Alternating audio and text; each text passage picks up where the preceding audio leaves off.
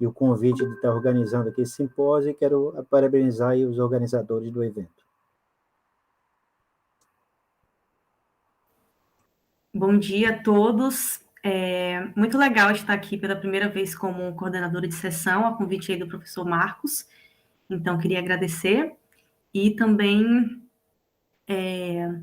desejar boa sorte a todos que irão apresentar os trabalhos aí, gente.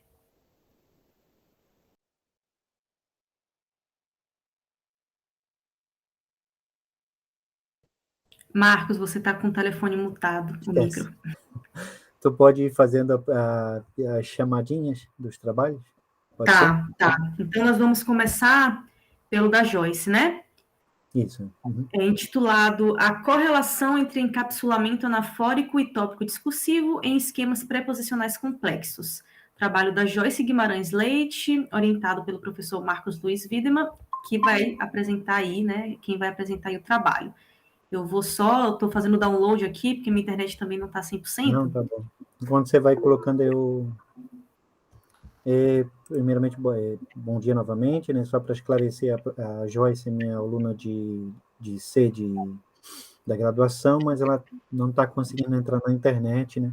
Se por acaso ela conseguir entrar em algum momento, ela, né, complementa aqui a minha fala, mas se ela não conseguir, eu vou fazer a apresentação aqui do trabalho dela, aqui na qualidade de orientador, tá bom?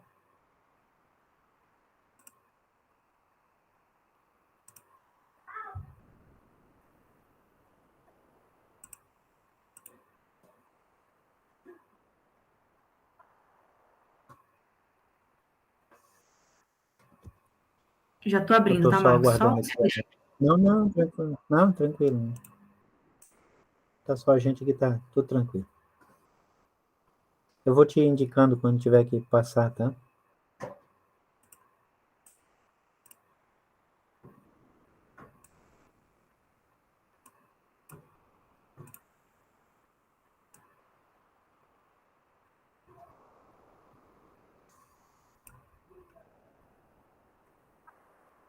Acho que agora foi, né?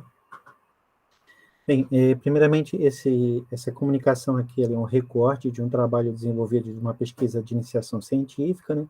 Desenvolvida aí pela Joyce Leite, sob a minha coordenação, e recebe esse título, né? A correlação entre encapsulamento anafórico, ou seja, ele está no âmbito da linguística textual, do tópico discursivo, né? Que também é uma abordagem dentro da linguística textual, e está vendo a relação dessas duas questões com as chamadas preposições complexas, né? E esse trabalho se integra a um projeto maior que vem desenvolvendo, né, que é o estudo de enunciados relacionais, ou chamado aí na gramática, né, de elementos que fazem coesão, né? Próximo. Esse aqui é o roteiro da minha apresentação, então eu vou primeiramente, brevemente revisar sobre as anáfora encapsuladora, depois vou tratar sobre as preposições complexas, e ao final faço uma discussão sobre os padrões de uso, né, desses elementos, e faço uma breve discussão sobre a relação entre tópico e discursivo. Próximo slide. Bem, já é bastante conhecido, né, na literatura linguística e na literatura da linguística textual, ou da linguística funcional centrada no uso, ou da linguística cognitiva, como queiram chamar, né, que qualquer usuário, ao introduzir um referente numa malha textual, ele vai utilizar de diversos mecanismos, né, que vão auxiliar justamente nessa progressão do texto e nessa composição do texto, né. Esses mecanismos, né, que o usuário utiliza para fazer essa relação de coesão, basicamente eles podem ser resumidos em dois grandes processos: processos de categorização, ou seja, que se refere à constituição de elementos no texto, né, ou seja, de como é que a gente categoriza determinados referentes no texto, e o processo de referenciação, que significa a retomada ou a inserção, né, desse referente, ou a retomada desse referente ao longo desse texto, né? Ou falando de outras formas, né, ao categorizar esse objeto discursivo, né, ou seja, a partir de uma categorização, o usuário então vai fazer uso de agrupamentos dessas entidades, e ao fazer esse agrupamento, então ele lança a mão de operações, né, discursivas e operações textuais, que é o que a gente chama aí de um grande guarda-chuva chamado de processo de referenciação. Pode passar, Naide? O objeto de investigação, então, da minha fala esse exemplo que vocês estão vendo aí no quadro, onde que eu tenho uma porção textual, logo em seguida eu tenho uma preposição complexa diante de um encapsulador, né? Então eu tenho diante deste, é uma preposição complexa, e o cenário, que é classificado aí como anáfora encapsuladora. Então, esse é o objeto de investigação que eu passo aqui discutir. Próximo slide. Nesse exemplo, a gente tem o lexema e cenário, né, que ele vai fazer uma referência de uma natureza abrangente e geral, ou seja, ele engloba uma noção de fatos, temas, circunstâncias, né, mas é um elemento não especificado, né, e ele pode ser empregado em diferentes contextos, né, que se correlaciona à ativação de uma determinada informação, ou seja, de um determinado objeto, de uma oração anterior, enquanto o sintagma nominal ele faz uma recapitalização desse assunto. Tá? Próximo slide. Já a preposição... Não, volta um, desculpa. Aí, obrigado. Aqui mudou só a palavrinha, por isso que deu a impressão, né? Já a preposição complexa diante dela atua na projeção dessas novas informações. Então, eu tenho aqui duas coisas acontecendo, né? A anáfora encapsuladora, né, que já é bastante conhecida na literatura, ou seja, ela atua como um resumitivo, né, de toda essa porção, todo esse objeto discursivo, enquanto a preposição complexa, e representada pelo diante de, atua no apontamento do encapsulamento e, ao mesmo coisa, ela faz uma projeção de uma informação para o restante do discurso. Próximo slide. Basicamente, né, a hipótese de investigação é que essas preposições complexas, diante desses encapsuladores, né, elas atuariam como elemento de coesão, ou seja, auxiliando o elemento de coesão, que é a anáfora encapsuladora. Então, ela atuaria como um apontamento dessas anáforas encapsuladoras, formando o que a gente chama de chunk, né, dentro da gramática de construções. Né? Então, a anáfora já é algo bastante... Não, volta. A anáfora encapsuladora já é algo bastante conhecido, né? Ela atua na retomada e recapitalização desses referentes. Pode passar. Entre os diversos tipos existentes, né, de anáforas, a gente tem a atuação da anáfora encapsuladora, né, que ela vai atuar tanto na retomada de um determinado objeto discursivo, mas ela também desempenha, né, uma atuação cognitiva discursiva, porque ela precisa ajudar na reconstrução de sentidos, né, e principalmente na progressão temática, né, de um determinado referente. Então, dessa forma, ela retoma uma informação e, ao mesmo tempo, ela joga uma nova informação para frente. Né? E, ao ser utilizada com uma preposição complexa, ela tem essa dupla, essa construção, ela passa a ter esse duplo significado, né? Fazer um apontamento e, ao mesmo tempo, fazer um resumo, né, da informação e, ao mesmo tempo, fazer essa retroalimentação da informação. Pode passar? Além disso, né, sobre as preposições complexas, né, elas vão ser definidas como um advérbio, um substantivo, antecedido opcionalmente por determinadas preposições, diversas delas, né, antes de, diante de, em frente de, em face de, né. Não vou aqui tratar sobre as preposições complexas, mas só a título de curiosidade, né. Mas, basicamente, essas preposições complexas na literatura linguística, elas aparecem como algo localizando o tempo ou o espaço, né, mas elas podem também fazer uma relação espaço-temporal e constroem essa relação lá no mundo físico, né, que isso pode ser projetado para o campo textual. Né. Pode passar o slide. Então, retomando aqui o exemplo 1, né, novamente, né, a gente tem as duas porções textuais, a preposição complexa atuando e o encapsulamento anafórico. Né. Pode passar, fazendo um favor?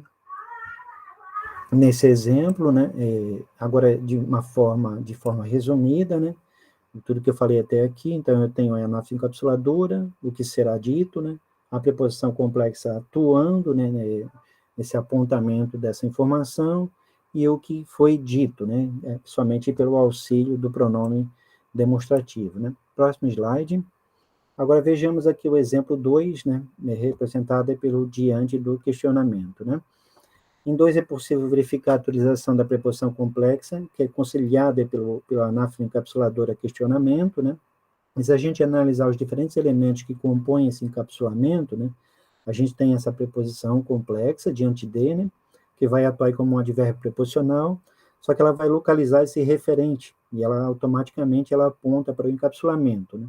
Vale lembrar ainda que essa anáfora encapsuladora, ela é um SN, né, encapsulado, né, no caso aí questionamento, né, e ela tem ela é feita, né, ou seja, esse questionamento, né, ele vai ser encontrado, né, na informação feita pelo policial ao perguntar na informação o que havia acontecido, né, ou seja, então ela resgata esse tema e ela, ao mesmo tempo, viabiliza novas informações na malha textual, né. Próximo slide. Aqui agora passo a apresentar alguns padrões de uso dessas preposições complexas a título de ilustração e de análise, né. No exemplo que vocês estão vendo aí, no exemplo em 3, né, a preposição complexa diante de, ela é classificada pelo Castilho, por exemplo, em 2010, que estaria lá no eixo transversal, né, ou seja, que ela desempenha as relações de tempo, né, de espaço, ou seja, uma relação físico-frontal em relação ao referente, né. Nesse exemplo, né, o SN vai fazer uma referência a um elemento contextual, que é de conhecimento comum, né, que é o complexo mundo em que vivemos, né? Esse elemento, então, ele é apontado. Além disso, ele vai incluir o leitor ouvinte, né, e faz uma inferência que se compreende as condições do mundo na relação ao tema do bullying, né? A preposição complexa, diante dele, então, ela faz esse elo de ligação entre a informação situacional, à medida que ela vai incorporar o conteúdo contextual, né? Além disso, né, poderia fazer outras análises aqui, né, esse complemento, né, por exemplo, né, ele vai preencher uma posição de argumento, né, da semântica do advérbio preposicional, né, e o complemento, né, justamente o que tange uma remissão textual, ou seja, uma forma nominal complexa, né, que atua nessa reconstrução do objeto. Pode avançar mais um slide. Nem está controlando meu tempo aí, né? Aqui no exemplo 4, tá? A preposição complexa em face D, ela vai articular a citação da fala do jurista e do Celso Mello, né? No caso, em face ao gravíssimo episódio do monitoramento, né? Então, o Celso Mello faz essa proferência, né? Conforme se pode se observar aí no exemplo, né? A gente pode observar, né, nesse exemplo, né, que a retomada é feita também a partir de uma avaliação da categorização, né, ou seja, representada pelo elemento gravíssimo episódio, né? Então, eu tenho em face ao gravíssimo episódio, eu tenho, ao mesmo tempo, né, o encapsulamento, a retomada do tema e a avaliação desse tema, né? Isso é bastante comum nas anáforas encapsuladoras, né? E principalmente a escolha desse SN, que é classificado como núcleo axiológico, né? Ou seja, aquele que tem uma opinião sobre algum tema, né? Ele vai justamente atuar como uma estratégia de progressão argumentativa, né? Então, ele dá uma opinião, encapsula essa opinião, e dali para frente, toda essa opinião ela passa a valer no resto da malha textual, né? Próximo slide. Aqui mais um exemplo, em 5, né? Novamente, a preposição complexa em face D, né? Vai retoma encapsula todo o referente anterior, né, acerca de uma determinada invasão de um hacker, né? Isso pode ser percebido principalmente, o elemento hacker está lá na segunda linha, né? E você tem até uma paráfrase, né? Que você tem uma relação entre hacker e agressão cibernética, tá? Mais um exemplo. Desculpa, ainda é o mesmo exemplo. Nesse exemplo, ainda é possível perceber também uma relação de causa e consequência, né? Uma vez que o texto é elaborado a partir de uma informação de um determinado assunto, né? O referente, o leitor, ele consegue, né, recuperar o referente a partir da palavra hacker, né? E ele passa, então, a fazer uma relação entre causa e consequência, né? Isso é uma coisa curiosa, né?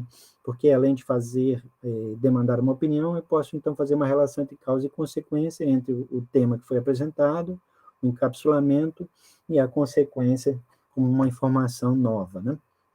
Próximo slide. Tendo em vista, né, então, esse caráter relacional, né, as preposições complexas dessa natureza, elas se aproximam, né, dos conectores, né, porque elas introduzem informação no discurso, fazem uma sequenciação de informação entre passado e futuro, né, por exemplo, né, e servem de base para o que será dito, né? Então, ela é uma informação propulsora, né? Então, ela aponta, ao mesmo tempo, para trás, para estabelecer uma relação de eventos, de ideias, de tópicos, e, ao mesmo tempo, para frente, ao que será dito, né? Próximo slide. Bem, agora, para finalizar, meus últimos minutos, né? Tudo que eu tratei até aqui agora tratou da relação entre as preposições complexas e a anáfora encapsuladora. Uma segunda etapa de análise, que é a que a gente vem desenvolvendo agora, é analisar de que forma esse encapsulamento ele pode ser relacionado ao todo discursivo, né? E aqui eu vou falar de um único exemplo, em função do tempo, né? Então, para poder fazer essa relação, vou utilizar da noção de tópico discursivo, que foi desenvolvido pelo Goffman, e aqui no Brasil, pela professora Gilbran, né? Pode avançar? Aqui um exemplo, tá? Não vou ler, mas é uma notícia sobre o caso na época do Moro e do Lula, né? Tudo que está em amarelo é a recuperação do objeto no discurso, ou seja, é o tema que vai ser debatido ao longo de todo esse texto, né? Depois, o que está em verde são os agentes envolvidos, então veja que o tópico discursivo ele vai fazendo isso, né? Ele tem várias propriedades que não terei tempo aqui de debater, né? Como centração, proeminência, marca textual, escolha lexical e assim por diante, né? Mas ele vai fazendo vários resumitivos, né? Vai fazendo vários apontamentos no texto, né? Que está nas cores aí, né? Então, em verde eu tenho os agentes envolvidos, em azul eu tenho os eventos referentes ao tema, né? No caso é a Lava Jato, o que está em vermelho é o caso, né? Que está sendo discutido, e o que está em rosinha é a fonte da notícia, né? São os 3 parágrafos da notícia, né? Pode avançar mais um slide. Aqui ainda é a mesma coisa, ainda é a mesma notícia, né? Então, eu tenho agora a recuperação desse objeto como tema central, novamente os envolvidos, os eventos, né? O caso original, a fonte da notícia. Veja que isso vai percorrendo todo o texto. Então, todos esses parágrafos são parágrafos de uma mesma notícia e a gente não vai conseguindo ver os envolvidos, a temática do texto, né? Do que se trata e assim por diante. Então, a gente poderia analisar todas essas informações, né, desse texto, que é o que a gente chama de tópico discursivo. Pode avançar um slide. E essas informações do tópico discursivo, elas podem ser correlacionadas ao encapsulamento por apontamento. Então, aqui para concluir, né, eu tenho diante de mais a, né, diante da, né, a preposição complexa, apontando para o encapsulamento, que no caso é insatisfação de procuradores. Aí eu tenho isso atuando como anáfora, né, porque ela precisa retomar um tema, né, que no caso, insatisfação em relação ao quê, né? Veja que todo esse tema ele foi desenvolvido ao longo do texto, como um tópico discursivo, né? Então, esse tópico discursivo vai ser, então, anaforizado, né, nesse encapsulamento. Então, eu tenho a atuação aqui de 3 processos, né? Do processo de apontamento, do processo de encapsulamento e do referente sendo construído, desse encapsulamento sendo construído a partir de todo o texto. O que chama a atenção ainda, né, que aqui eu tenho uma opinião do tema, né, porque eu tenho uma insatisfação dos procuradores, uma insatisfação em relação ao tema que foi dito, né. Então, isso mostra realmente que o apontamento, né, serve para recuperar a informação que foi dita e, ao mesmo tempo, dar a progressão do texto. Próximo slide. Aqui são as minhas considerações, tá? Então, basicamente, eu tentei demonstrar que essa construção de encapsulamento por apontamento, né, que as preposições complexas, além das funções locativas temporais, elas também podem atuar nesse apontamento desses encapsulamentos anafóricos, né? E fazem isso, né, para promover a continuidade e a progressão textual e atuam, né, no apontamento e retomada do dito e na promoção de novas informações, aquilo que será dito, né? Próximo slide, que são minhas referências, tá? Ok. Na Índia eu passei do tempo, só para eu me saber aqui. Passou um pouquinho, Marcos. Seriam o quê? 15 minutos, né? 15. Tá. Tá, porque a gente começou 11... Vamos colocar 11h06, 11h07, então você passou uns 3 minutinhos aí. 15, 20 minutos aí tá ótimo, tá bom? Isso. A gente deixa tudo por final, acho que é mais fácil. Senão a gente vai se perder, né? Acho que tá bom. Melhor, né? Melhor. Então, vamos passar agora para a apresentação da Graziela. Ok. Construção hipotética comparativa como se. Operações de perspectivação conceptual, apresentada aí pela Graziela Jacques Prestes, correto? Isso, obrigada. Vou partilhar aqui o PowerPoint. Todos veem bem o PowerPoint? Apareceu já? Apareceu aqui. Apareceu. Uhum. Só não E está o no modo tamanho apresentação. Ok. Tá bom assim? Vocês me ouvem? Abre a tela toda, Grazi. Coloca... Eu não consigo enxergar aqui. Para a tela cheia. Se eu não me... Ali no cantinho... Eu coloquei Você a tela sabe, Marcos, cheia. explicar? Oi? Ali embaixo, onde que tem o mais menos, ali, ó, tem 3 opções, bem do lado direito embaixo. Lá. Tem aumentar o tamanho, e do ladinho tem 3 opções, né? Vai clicar ali na opção modo apresentar. E eu cliquei, não apareceu nada para vocês? Não, acho que você não deve ter compartilhado a janela que está ele aberto. Acho que você compartilhou a outra, deve ser isso. Dá para ler como está aqui, tá? Se quiser deixar assim, também está ok. Né? Só que não vai passar daí, né?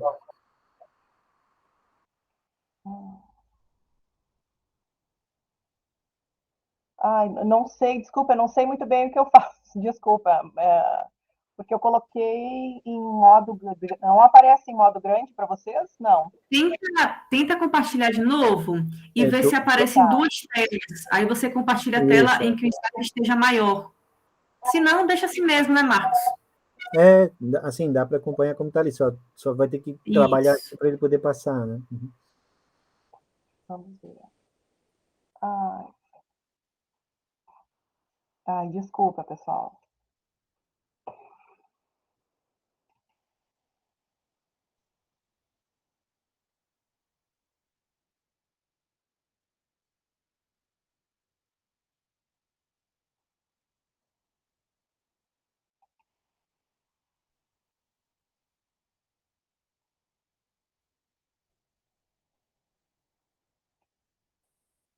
Se eu aumentar um pouco, ajuda ou não?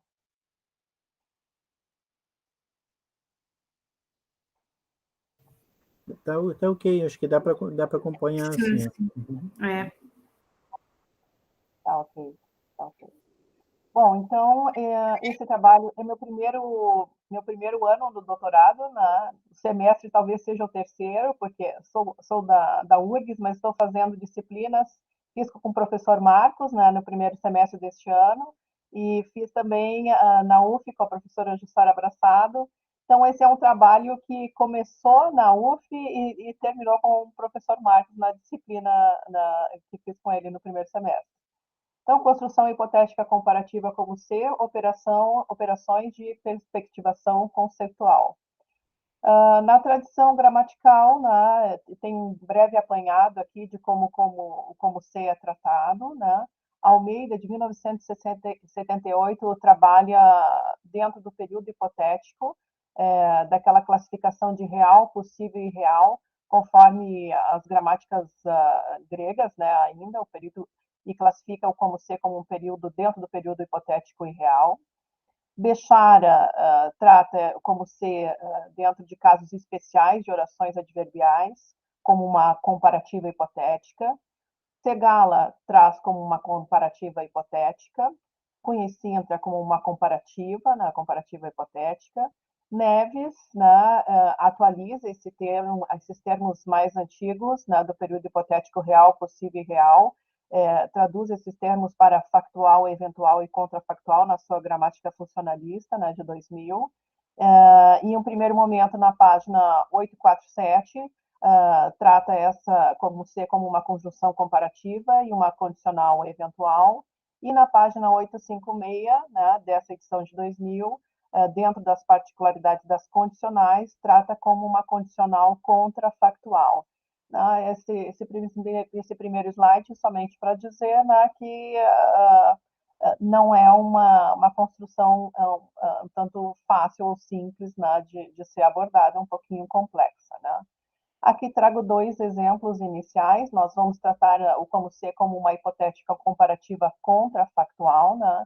E contrafactual porque é aquilo que toma um evento baseado como factual, né, no contexto, para fazer uma negação, né? Uma negação daquilo que é tomado como factual, né? Então, para tornar um pouquinho mais claro, né, tem 2 exemplos aqui. As conversas anormais configuram um flagrante desrespeito às leis, como se os fins justificassem os meios, diz a Carta dos Governadores do Nordeste. Não se trata de pequenos erros, são vidas de seres humanos e suas histórias que se revelam alteradas em julgamentos fora das regras constitucionais, legais e éticas. Então, ali no exemplo, como se os fins justificassem os meios, aqui no contexto nós temos, né, que a inferência é não se justificam, né? Não se justificam esses meios. Então, é uma contrafactualidade, nega um fato, né, dentro do contexto discursivo.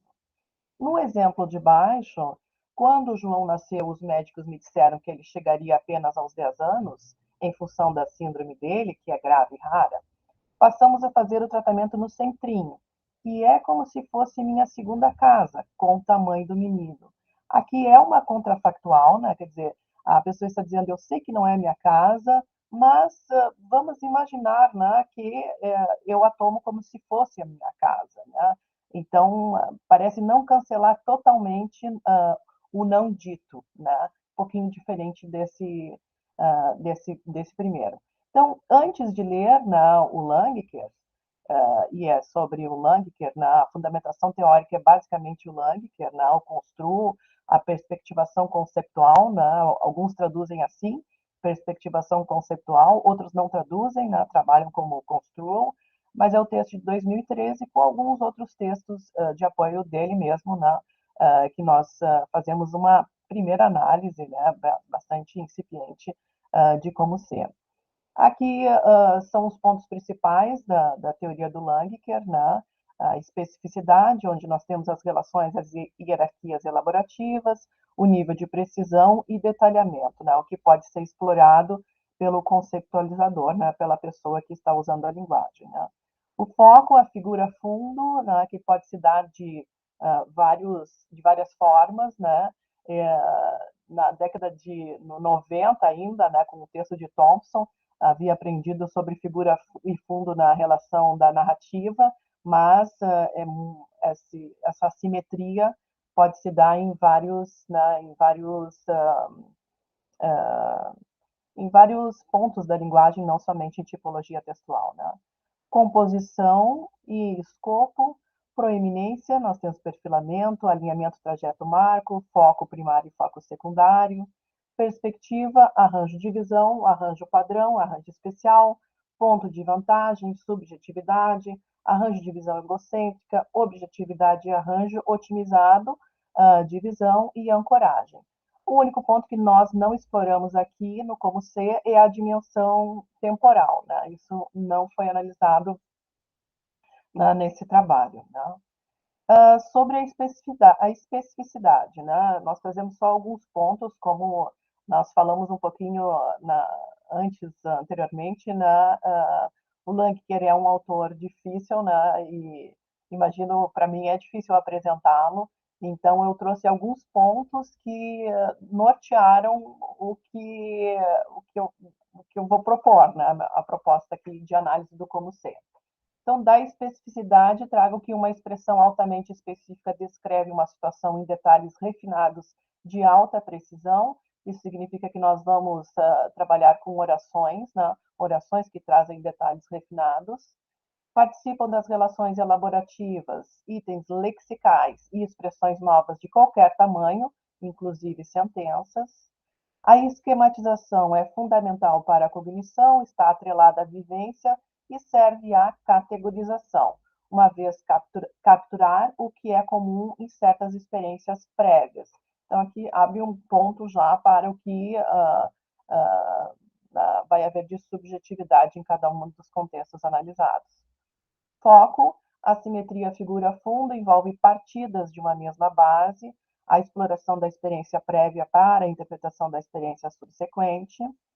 Conforme o discurso se desenrola em cada etapa, a expressão corrente é construída e interpretada contra o fundo daquelas que têm vindo antes, nós vamos ver nos exercícios, nos dados.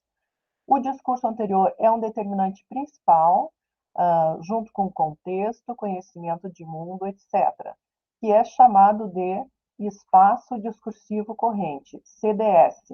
Não traduzi aqui, né, deixei como está em inglês, né, CDS.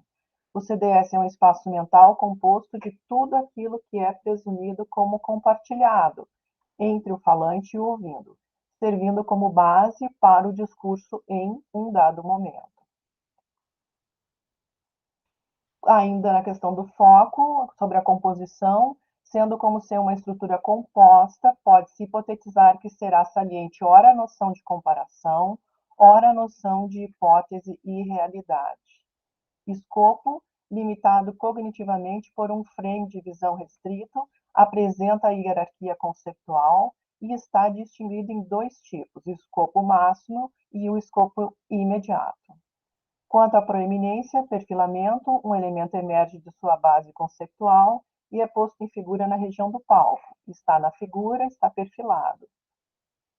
Sobre o alinhamento trajeto-marco, que será muito importante na nossa análise, quando uma relação é perfilada, vários graus de proeminência são conferidos aos elementos participantes do construo.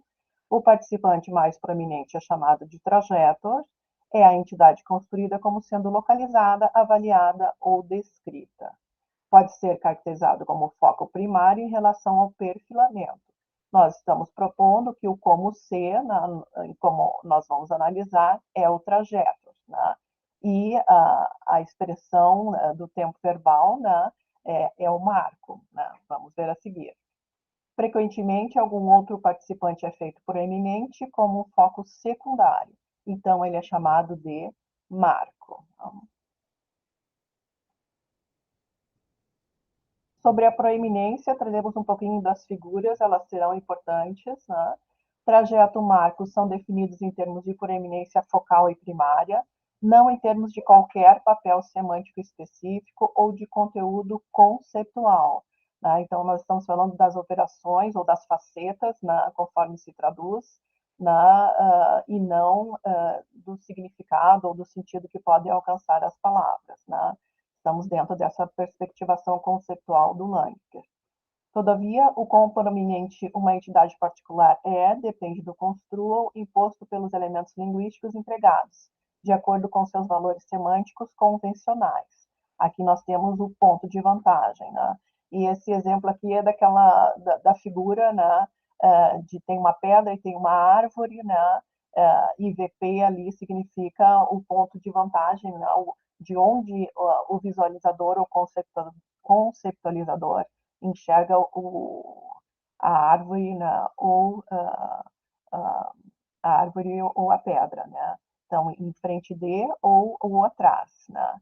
E esses elementos mudam conforme a expressão utilizada. Né? Tá? Perspectiva, o arranjo de visão representa a relação entre os sujeitos e o objeto visualizado.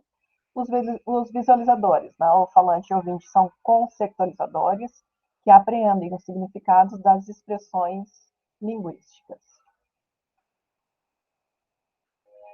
Sobre o arranjo padrão, né, o arranjo especial, dentro da perspectiva, os visualizadores estão juntos em um local fixo, do qual observam e descrevem ocorrências reais ao redor do mundo deles, ou pelo menos consideradas. O arranjo padrão é uma parte essencial do substrato conceitual que sustenta o significado de uma expressão e molda sua forma.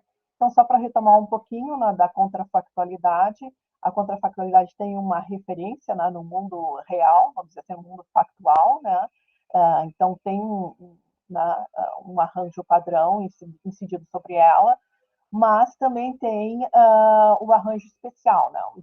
Os visualizadores estão em situações não canônicas. Então, entra aqui as hipotéticas, fictícias, marcadas pela diferença de tempo e espaço entre os conceitualizadores, marcadas pelo caminho do movimento do visualizador, lugar e tempo de escrita são desconhecidos e relevantes. Esses são exemplos, né, que o Langker traz sobre arranjo especial na divisão, né, sobre as perspectivas que o visualizador pode tomar. Né. E aqui trago vários exemplos.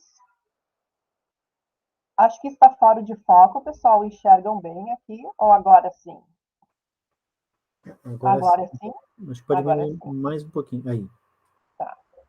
Bom, aqui um pedacinho do primeiro parágrafo do texto do Fernando Veríssimo, né, o sumido, né, e tudo que está em azul mais forte é um arranjo especial de visão. Né. O amigo me disse, você anda sumido, e me dei conta de que era verdade. Eu também fazia tempo que não me via. O que teria acontecido comigo? Não me encontrar nos lugares em que costumava ir. Um pouquinho mais abaixo. Não lembrava a última vez em que me vira. Eu teria morrido? Então, um levantamento aqui de hipóteses, né? Está no arranjo especial de visão conforme o Lankiger. Né? Misture antes de usar, vigiado por satélite, monitorado por câmeras, feito na China. Não aceite se o lacre estiver rompido. Não importa quem escreveu, em que momento, onde. Né? Essas estruturas existem assim, tal qual, nós a lemos, compreendemos, e são tomadas no arranjo especial de visão. Se você estivesse lá, uma contrafactual, né, a árvore estaria na frente da pedra, também no arranjo especial de visão. Um pouquinho mais abaixo, ali à direita, né, no canto inferior, caro leitor que me aguarda em 2031. É um projeto da Folha de São Paulo para alguns colunistas escreverem cartas, né, isso aconteceu esse ano ainda, sobre a pandemia, sobre esse momento que estamos vivendo. Né. Então, imaginando um outro momento de recebimento. Então, isso também seria um arranjo especial de visão, porque não compartilham o momento do aqui e agora. O Langker não usa essas expressões, né, aqui e agora, mas é o momento em que os visualizadores compartilham o mesmo espaço e o mesmo tempo. Tá? Tive esse sonho há quase 40 anos, mas consigo lembrar os detalhes como se fosse ontem. Né? É uma contrafactual, né? Tem um arranjo especial de visão. Sobre a perspectiva, né, é importante trazermos a definição de subjetificação. Então, usamos um outro texto de Langker, né, que foi traduzido para o Brasil, né, pelo pessoal de Juiz de Fora, né, tem uma tradução. Não sei se está bom de enxergar assim o tamanho da letra. Né. O grau de subjetividade ou objetividade com o qual o conceptualizador constrói uma entidade ou situação específica. Os termos subjetivo e objetivo são usados em um sentido especial, técnico. Seus valores não são equivalentes àqueles apresentados em um julgamento sobre ser subjetivo ou objetivo, isto é, ser pessoal idiosincrático, ou imparcial baseado em sólidas evidências. Nem mesmo se referem às teorias subjetivas ou objetivas do significado. Os valores de subjetividade e objetividade em Langker têm relação estrita com os elementos do construo que o compõem. Ainda sobre os tipos de construo, então, existe o objetivo e o subjetivo. O objetivo tem um arranjo otimizado de visão, e nós estamos falando da figura A, o visualizador está fora do escopo máximo, e o objeto P está dentro do escopo imediato, ali pelo símbolo do OS, certo? Quando falamos de construir objetivo, estamos falando basicamente de perfilamento, de escolha de palavras, de organização, de hierarquia, de relações elaborativas sobre essa palavra. E sobre o construtor subjetivo, o arranjo de visão egocêntrica, isso significa que o visualizador vê está dentro do escopo imediato, e é o próprio objeto de comunicação. Bom, correlaciona-se a um locus implícito de consciência, de consciência no construtor subjetivo. O como ser, então, é um domínio híbrido. O Langker traz esse exemplo, o pensamento voou, como se fosse um pássaro, nós adaptamos um pouquinho, entrou na sala como se fosse rei, são exemplos de domínio híbrido. Nos termos de Langecker, podemos dizer que a noção contrafactual é um exemplo de domínio híbrido ou espaço misturado, quando a visão do alvo contra o plano de fundo combina características inerentes a eles relacionados. Quer dizer, para algo ser contrafactual, precisa do plano do arranjo padrão, né? Precisa dos elementos que estão compostos lá no arranjo padrão, para nós entendermos que é uma contrafactualidade. Né? É diferente de pensar em uma expressão do tipo se eu ganhar na loteria. Né? Não é uma hipotética desse tipo. Né? Tá? Contrafactualidade é a relação, então, entre o universo factual e o universo irreal. Tudo isso para dizer, então, que nós propomos né, uma representação gráfica né, sobre essa construção. Né? Construo da construção Graziela, Oi. licença, só para avisar que você já passou 2 minutinhos do tempo, tá? Ah, que pena. Tá, então... Avisar, tá bom? Tá. Então, só para terminar aqui esse slide, VP, né, o ponto de vantagem zero, essa estrutura representa o como ser na potencialidade de uso, certo? E aqui onde nós temos essa barra completa, significa que o como ser está no arranjo padrão, tá? A valorização do plano real desse enunciado. Não sei agora muito bem como eu termino, uma pena, desculpem, né? Me perdi no tempo aqui. Eu acho que, se quiser dar uma passadinha rápida nos demais slides, né, assim, só Tá. para a gente, então... Tá, deixa eu diminuir aqui. Mas, basicamente, o que os dados mostraram, né?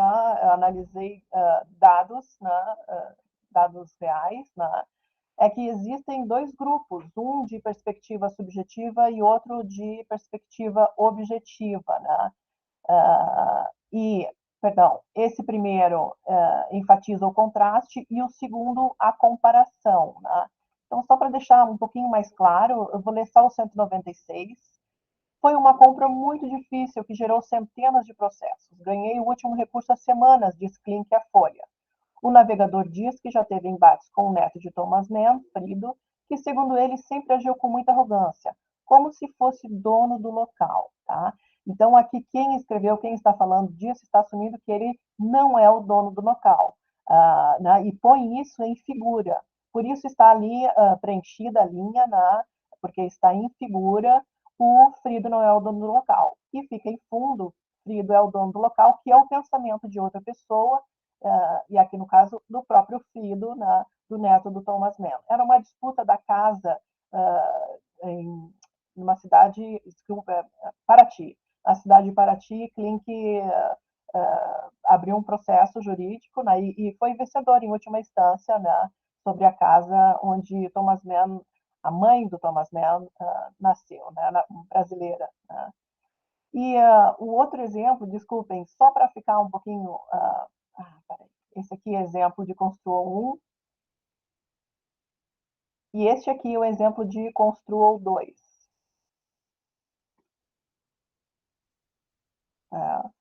Neste exemplo de Construal 2, será que eu posso ler esse exemplo ou vocês acham que já passou muito tempo e deixa eu passo adiante? Eu acho que pode só comentar qual é a diferença do 1, né? Uhum. Tá. Aqui, vocês veem, no entanto, na semana de regatas, alguns venezianos mais humildes, donos de barcos pequenos, arredondaram o seu fim de mês alugando assentos. Então, tem aqui a expressão alugando assentos, servir aos seus clientes, e todo esse contexto aqui faz o visualizador escrever como se tivessem aberto restaurantes flutuantes.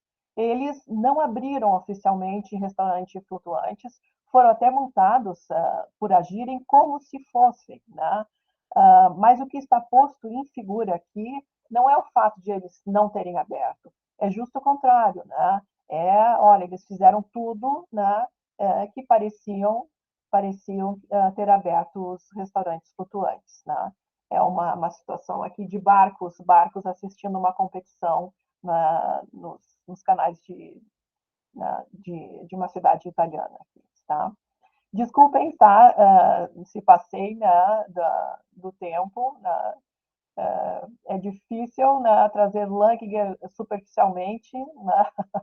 É difícil abordá-lo, né, de uma maneira sintética, sobretudo porque é a minha primeira vez estudando, né, Langer, então desculpem, tá, por ter ultrapassado o tempo. Não, que é isso. O Lang, eu sempre digo, sempre é muito complicado, porque como é uma teoria pesada, né, você acaba perdendo um tempo, né, para tipo, fazer com que a pessoa te entenda primeiro, né? Sempre tem esse problema. É igual o pessoal da GDF, também vejo que isso acontece muito, o pessoal que trabalha com gramática discursiva funcional, também tem primeiro que explicar primeiro toda a gramática, né? Porque por fato de ser um modelo complexo, né? Bom, vamos lá para a terceira apresentação, que vai ser a do professor Marcos, intitulada Mudança Construcional e Gradiência Contextual em Advérbios Preposicionados. Só preciso que você faça aquele esquema de novo lá para mim, tá bom? Tá. Você me avisa do tempo também, tá?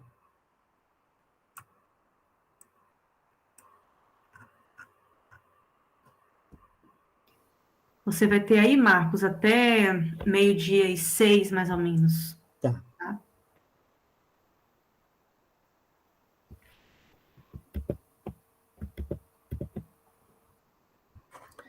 Bem, bom dia novamente, né? Esse trabalho aqui, agora esse segundo trabalho que eu apresento, né? Não, é a primeira vez que eu estou apresentando 2 trabalhos, gente, seguidos.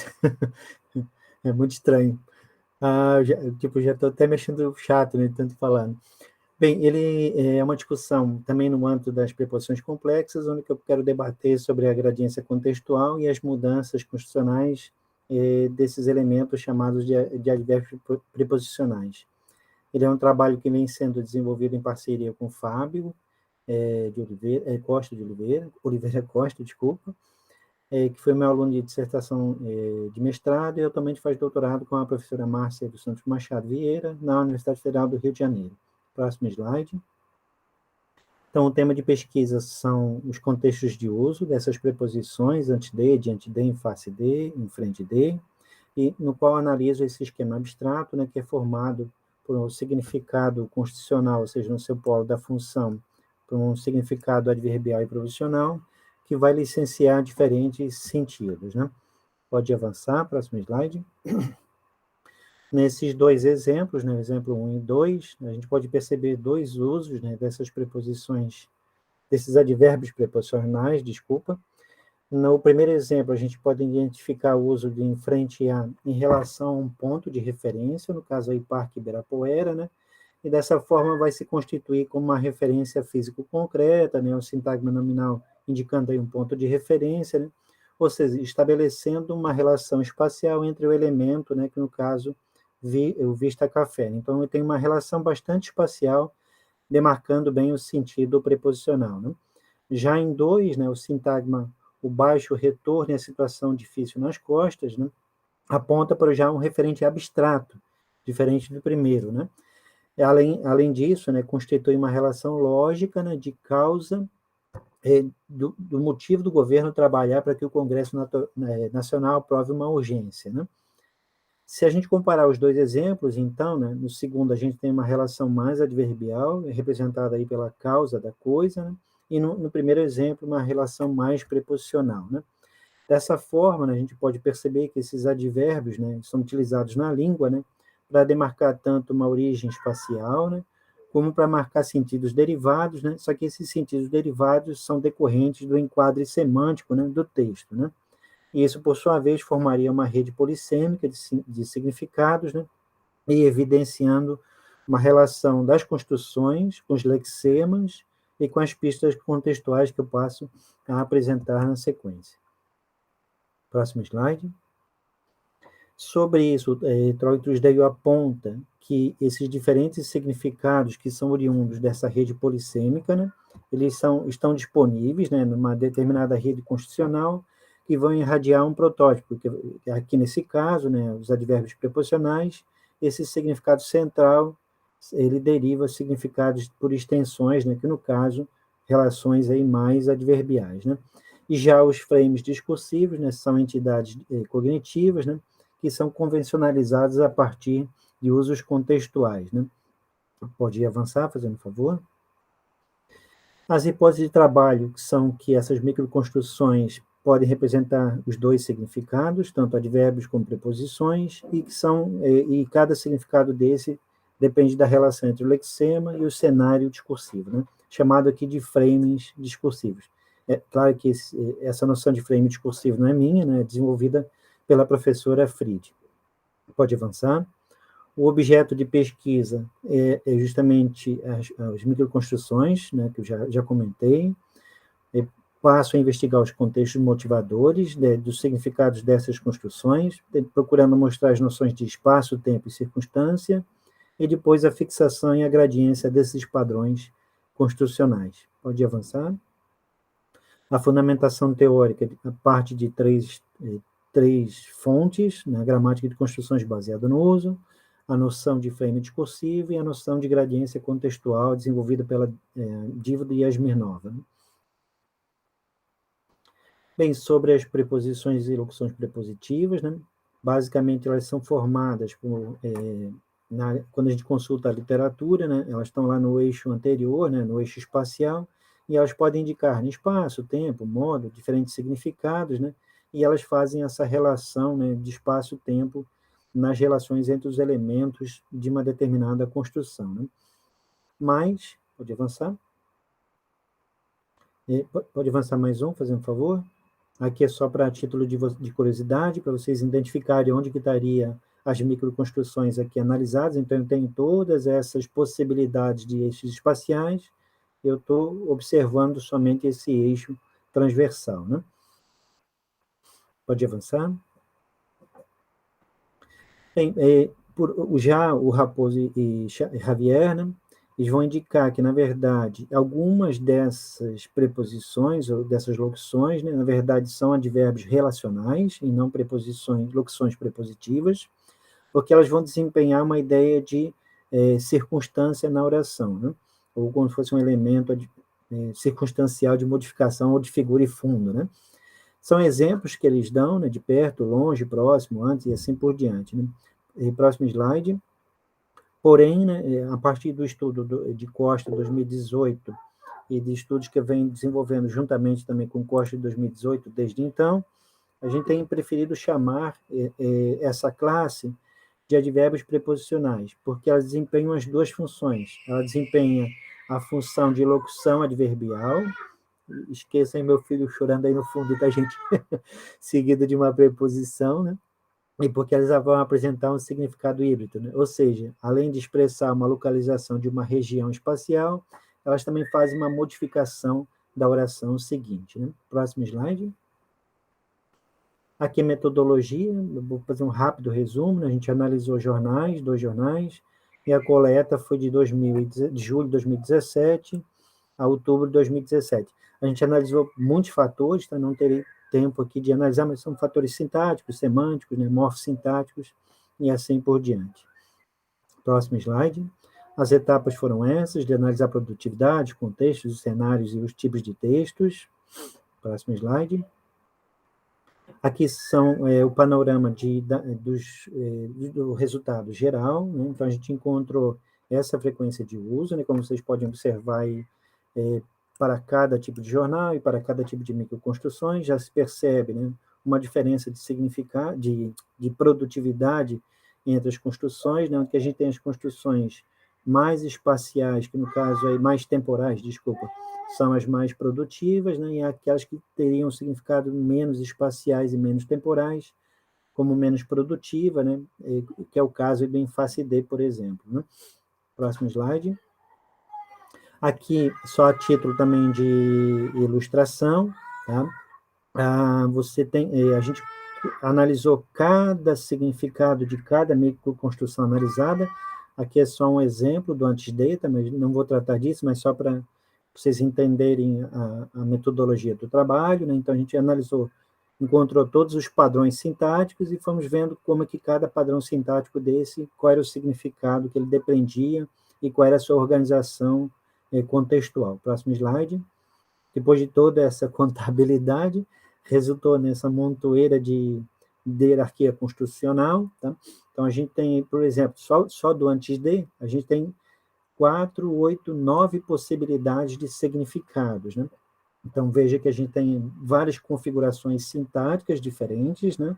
Já no segundo eixo, a gente tem 3 possibilidades de configurações semânticas e funcionais, só que todos esses 9 significados, ou todas essas 9 microconstruções, elas estão hierarquizadas numa construção que é chamada de advérbios preposicionais. Isso aqui só para o caso do antes de, né? Só para título de ilustração, né?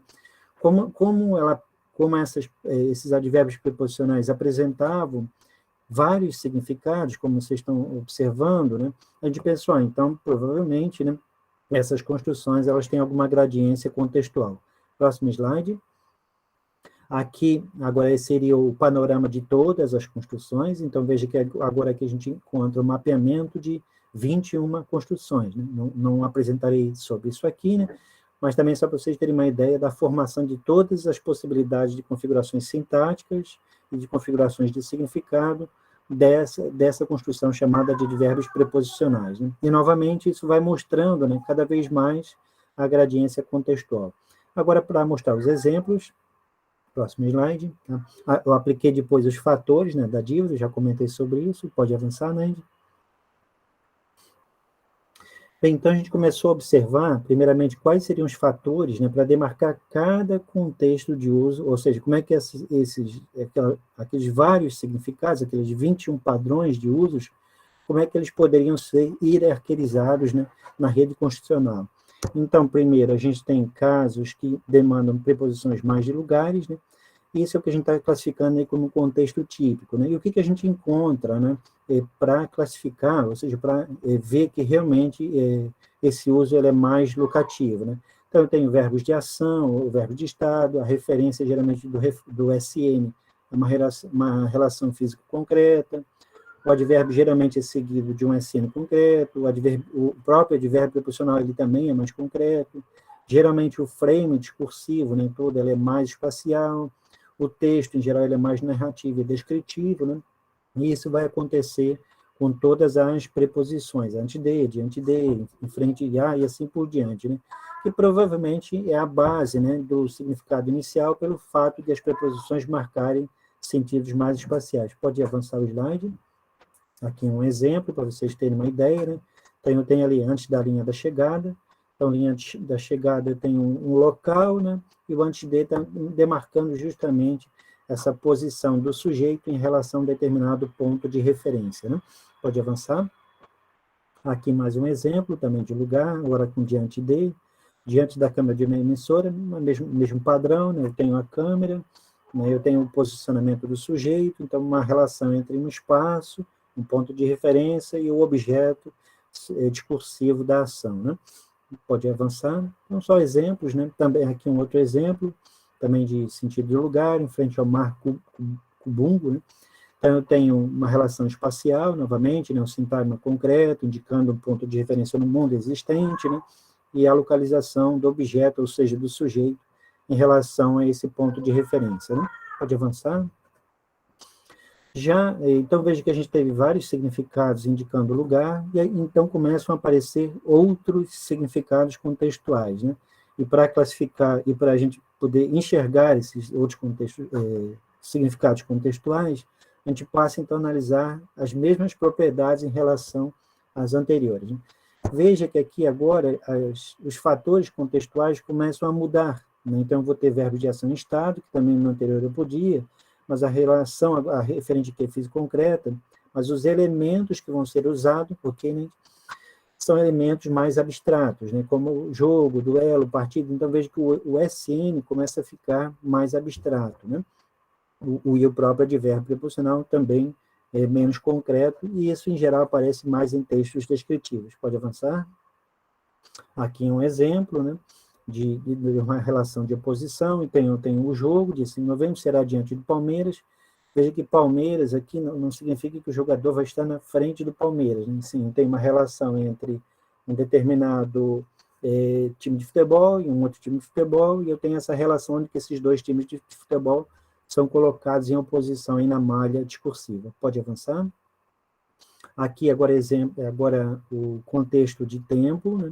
Aqui veja que o que muda já são os verbos, aqui só permite verbo de ação, verbo de estado já não permite mais, o tempo já é mais marcado, né? Ou seja, as formas verbais, em geral, recebem mais marcação. Já o advérbio proposicional é seguido de um substantivo abstrato ou concreto, diferentemente do anterior, né? Em geral, o advérbio ele sempre está iniciando uma oração reduzida de infinitivo. Em geral, não tem frame espacial, né? Até porque, em geral, não vai ter significados espaciais. E o texto agora passa a ser mais narrativo. O que isso demonstra? É que, a depender dos fatores contextuais, esses fatores contextuais eles vão apoiar justamente o significado da construção. Então, a gente tem uma relação entre o lexema da construção, por exemplo, verbo de ação, lexema. Essa relação está dentro de uma microconstrução, né, antes de, por exemplo, e isso vai atuar dentro de um frame discursivo, que no caso aqui é o frame discursivo de tempo. Né? Um exemplo, pode passar. Aqui um exemplo de antes de, então acordei antes do despertador tocar, então tem uma ação que vai acontecer, tem a ação de acordar, e o antes de vai funcionar justamente nessa correlação entre essas duas ações no tempo. Né? Então tem uma marcação do tempo, né, de uma ação, e a marcação de que ocorreu antes e depois é justamente pelos advérbios preposicionais. Né? Próximo slide. Aqui agora no sentido de efeito resultado, veja que cada vez mais, conforme os fatores contextuais que a gente vai analisando, cada vez mais ele vai ficando mais circunstancial. Né? Aqui já a referência já é abstrato lógica, o tempo é discursivo, o significado é concreto, ok? Mais um minutinho acaba. Concreto e assim por diante. Próximo slide. Aqui um exemplo, né? Então, antes de fazer a escolha, precisa analisar a coisa. Então, eu tenho o efeito, o resultado da ação. Então, preciso fazer algo, né? Só que antes de fazer alguma coisa, eu tenho que fazer uma escolha. Né? Claro que eu continuo tendo, né, uma relação de tempo, obviamente, né, de uma ação antes da ação, de uma outra ação. Só que essa ação, aqui nesse caso, ela é um efeito, ou chamar de efeito ou resultado na gramática, né, da ação que acontecerá. Então, eu dependo de uma outra ação na oração seguinte. Né? E ela não está modificando um SN, aqui no caso, né, diferentemente das anteriores que a gente viu. Né? Próximo slide. Mais um minutinho acaba, tá? Aqui agora uma relação de causa também, de diferentes fatores contextuais, pode avançar. Aqui também, novamente, um exemplo, né? Bastante parecido com o efeito resultado, né? Então, tem, diante da repercussão negativa, Temer passou o dia tentando contornar a situação. Então, eu tenho a ação que o Temer vai fazer, só que essa ação ela tem uma causa, né? Qual é a causa? Diante da repercussão negativa. Esse exemplo mostra bem claramente, né? E até a própria posição da oração, né? Os sintagmas adverbiais modificadores, né? Em geral, eles ocupam essa posição na sentença, né? Sempre mais topicalizados, né? Que é o caso aqui. Né? Então, tem a posição do sintagma, que poderia analisar isso também, né? E a relação entre a causa e a consequência da ação. Né? Próximo slide. Pode avançar. Aqui é um exemplo de concessão, só para não me alongar, pode avançar, senão não vou ter tempo, pode ir. Tinha vários exemplos aqui, mas não precisa. Pode parar nesse aí. Tá? Aqui é um resumão de tudo. Tá? Então, veja que os significados foram saindo de significados mais preposicionais, e conforme a gente foi analisando as pistas contextuais, eles foram chegando cada vez mais a significados mais adverbiais, né? E correlacionando aos fatores lá de contextos da Smirnova, eu tenho o contexto mais típico, né, que está lá na ponta, no sentido mais locativo, que é o sentido original de uma preposição, e o contexto crítico, né, que é o sentido de causa. Né? O que chama a atenção nesse quadro, né, que a gente não consegue ainda encontrar exemplos de contextos que sairiam, né, o que ela chama de contexto paradigmático, né? Isso, teoricamente, mostraria que isso ainda está em mudança, né, e não virou ainda uma constitucionalização. Né? Próximo slide, que é as considerações. Eu procurei, então, demonstrar que esse esquema abstrato ele vai licenciar dois significados, né, diferentes significados, formando uma rede esquemática, né, que vai de um esquema mais concreto para um esquema mais abstrato, né, de diferentes significados. Avançar. Pode pular um slide, Nainde. Há diferentes propriedades, né, contextuais, e essas propriedades contextuais mostram uma relação entre o lexema da construção, a construção e o frame discursivo, né, essa moderação desse significado. Pode avançar, mais um, que é o último. Essas aqui são as referências, e meu muito obrigado.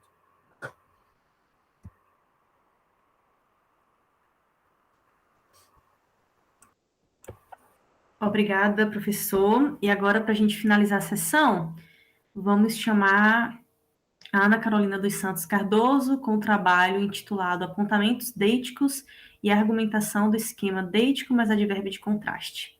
Fique à vontade, Ana Carolina. Boa tarde. Você está conseguindo me ouvir? Sim. Fala novamente, Ana. Vocês estão conseguindo me ouvir? Eu acho que eu vou colocar assim. Estamos te ouvindo, mas está com um Fico mais pouquinho perto. Aí, agora ficou melhor. Ficou melhor assim? Uhum. Tá. Eu vou compartilhar a tela aqui agora, para ser mais rápido.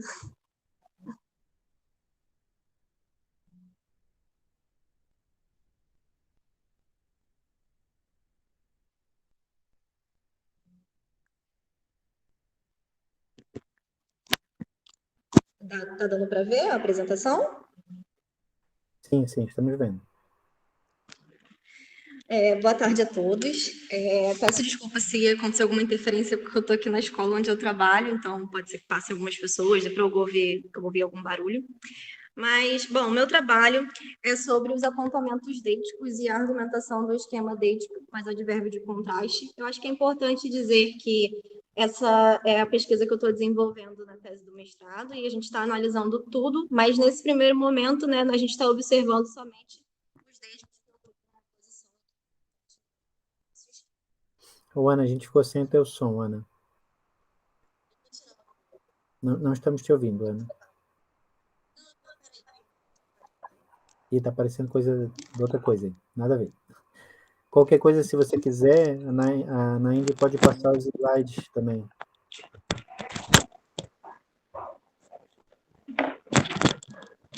Agora eu acho que eu não vou conseguir ouvir muito vocês, mas acho que vocês vão me ouvir melhor, né?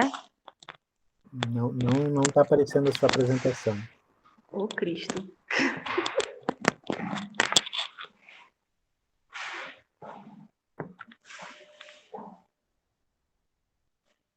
Voltou? Será que saiu? Sim, Ai, voltou. meu Deus. Eu tirei. Agora tá indo, né? Tá dando para me ouvir? Sim. Uhum. Ok, então. Bom, então, a gente está tendo como base a linguística funcional centrada no uso e a gramática de construções, né? Para investigar os contextos de uso dos deíticos que ocupam essa posição aqui do esquema, deítico mais advérbio de contraste. Nós vamos analisar as propriedades de forma e função e o funcionamento da construção e como esses elementos deíticos contribuem para um ambiente argumentativo mais, né, ou menos marcado nos discursos. Nós pegamos como referencial teórico estudiosos como a Cavalcante e a Marmaridou, para ter como base a definição da deixis, e a Cavalcante ela é muito preocupada em definir o que é ou o que não é um deítico e tipificar. Então, associada a ela, nós escolhemos o texto da Marmaridou, que fala sobre, que aponta, né, que os deíticos são palavras que vão necessitar de uma referência comum entre os interlocutores, então nós acreditamos que fosse uma definição mais ampla e útil para o que nós estamos desenvolvendo. E aí nós também analisamos os tipos de deíticos descritos pela Cavalcante, que são os pessoais, os sociais, temporais, espaciais e os discursivos, e também analisamos casos mais recentes, né, que são apontados como os deíticos modais, os de memória e os fictivos, descritos por Limas, Soltos, Ciula e Martins. Eu acho que é importante dizer também que nem todos esses tipos apareceram nos dados que nós analisamos. Bom, nossa teoria eu já falei, né, que é a linguística funcional centrada no uso e a gramática de construções. E o nosso corpus nós retiramos, né, de vídeos das redes sociais, né, sobretudo do YouTube, Instagram e Facebook, e de canais de humor. A sua grande maioria, poucos são os que não são de canais de humor, e a análise vai ser feita pelo método qualitativo. Bom, então aqui estão os nossos objetivos, né, que é revisar a literatura sobre os deíticos, descrever e analisar no português brasileiro a construção formada pelo esquema deítico mais advérbio de contraste, analisar as propriedades de forma e função a partir dos critérios discursivos e pragmáticos e verificar o comportamento, os tipos de deítico e a construção de argumentação discursiva. Aqui, finalmente, chegamos no tema. Nós percebemos, à medida que nós íamos recolhendo os dados, né, que diferentes deíticos poderiam ocupar essa posição e que cada um deles atuava, né, de uma maneira particular, né, vamos dizer assim. E a comparação ela se dava entre as duas porções textuais que eram conectadas pelo deítico, né, mais o advérbio contrastivo presente no esquema. Bom, a gente pegou como exemplo inicial esse aqui é um dado que foi retirado de um vídeo sobre, não sei se vocês já viram, né, o pesadelo na cozinha, e um entrevistado falou sobre um restaurante antes e depois do final do programa. Ele falou, a primeira vez que eu vim aqui foi na terça-feira, que o Jacan estava aqui, o macarrão estava meio duro e também muito barulho, muita loucura. E hoje não, você está de parabéns, a comida está muito boa. Então, o que nós estamos analisando é justamente essa primeira porção textual conectada por esse hoje não, né, conectada a outra porção textual que é negada, tem características negadas, né, em relação à primeira. Eu também trouxe outro exemplo que tem uma referência um pouco maior, né? Porque aqui, como vocês podem ver que está em destaque em amarelo, né? A gente tem um advérbio de lugar, mas que é composto por um SN. E é um stand-up comedy de uma comediante chamada Bruna Lewis. A loja do rico, o provador é extremamente confortável, o chão é macio, sei porque já dormi várias vezes. A luz te emagrece, o espelho te emagrece, se nada disso emagrecer, te dá um Herbalife na saída. Só tem uma coisa de bom na loja do rico, que tudo que você pedir para provar, a menina vai trazer. Na loja do pobre, não. Eles contratam um ser humano para contar quantas peças que você está levando. E não basta essa humilhação, ela ainda te dá uma placa desse tamanho, dizendo 5. Eu acho interessante que a gente está tratando sobre deíticos, né? E no momento do vídeo, né, quando ela fala desse tamanho, ela está fazendo um gesto com as mãos, né? Então, nesse caso também aí entra um pouco dessa discussão dos deíticos. Mas é só uma observação à parte. Então, aqui nós estamos analisando, né? Esse item que conecta as duas porções textuais, né, sendo a segunda tendo características contrárias às da primeira porção textual. E nesse caso, né, a gente está analisando as duas lojas, né, em especial o provador. Então, nós temos, né, a construção de um referente comum entre os participantes do ato comunicativo, e isso eu acho que é importante destacar, porque a Marmaridou, ela aponta muito para isso, né, sobre a criação de um referente comum quando se fala em deítico. E aí nós temos em uma situação do restaurante nos momentos apontados, né, a primeira vez e hoje, né, pelos deíticos temporais, e no 2 sobre a diferença entre a loja do rico e a do pobre. Então nós entendemos que esses referentes são comparados e contrastados a partir do acionamento dos deíticos associado ao elemento de negação, e isso favorece o desenvolvimento de uma comparação lógica de ideias, na busca de enfatizar ou persuadir que o referente B é oposto ao referente anterior. Bom, aí nós chegamos a esse pequeno esquema, né, que mostra a forma e a função, né, a forma seria essa porção textual, conectada ao advérbio deítico mais o advérbio de negação, e a segunda porção textual. E aí na função nós temos X é contrastado a Y. Em alguns momentos nós conseguimos perceber que os enunciadores têm a intenção de dizer que algo é melhor, né, mas nem sempre a gente consegue identificar no sentido de... a gente não poderia dizer X é melhor do que Y ou X é pior do que Y sempre, né? Às vezes o que ela está negando é uma característica que vai ser boa, ou o que ela está negando é uma característica que vai ser ruim. Então o juízo de valor vai depender do contexto. Bom, aí partindo para a análise dos dados, né, eu peguei dados de deíticos temporais, espaciais, de memória e pessoais, para a gente poder identificar não só o item em questão, né, mas todos os elementos que compõem as porções textuais.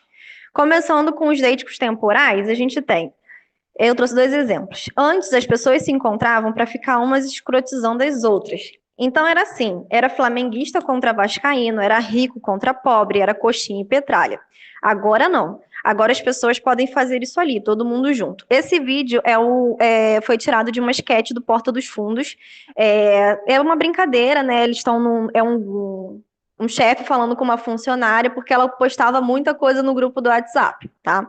Então é isso que ele está criticando. E o segundo é um vídeo de stand-up comedy do Fábio Porchat.